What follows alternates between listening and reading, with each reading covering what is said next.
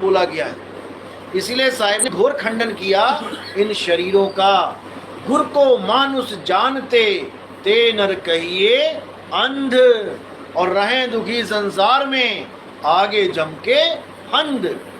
जो लोग ये नहीं समझ पा रहे हैं कि हम शरीर और आत्मा में कैसे डिफरेंस करें, हम सामने वाले आदमी को शरीर मान के पूज रहे हैं या हम आत्मा मान के पूज रहे हैं, हम अपने गुरु को शरीर मान के देख रहे हैं या आत्मा मान के देख रहे हैं, जिसको इसका निर्णय करना नहीं आता वो कभी मुक्त हो ही नहीं सकता।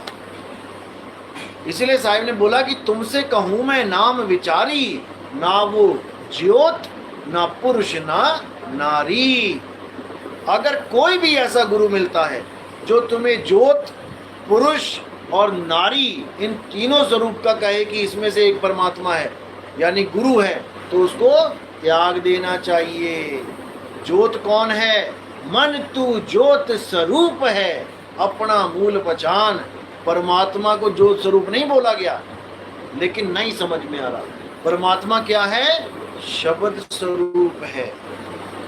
जब तक शब्द स्वरूप को नहीं जानेंगे कुछ होने वाला नहीं है।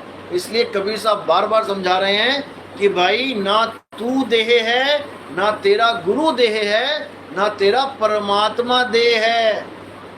देही ज्ञान तो काल भगवान का ज्ञान है।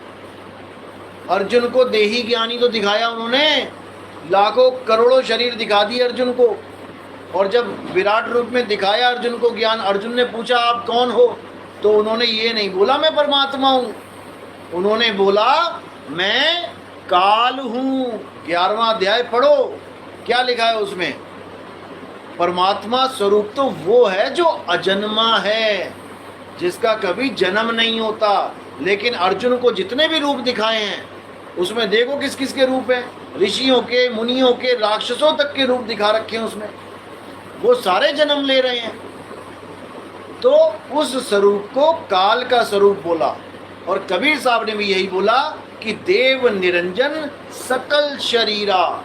अर्जुन को भी यही दिखाया गया कि सारे शरीर खड़े कर दिए और बोल दिया मैं काल हूँ, यानी जितने भी शरीर दिखाई दे रहे हैं ये काल ही हैं।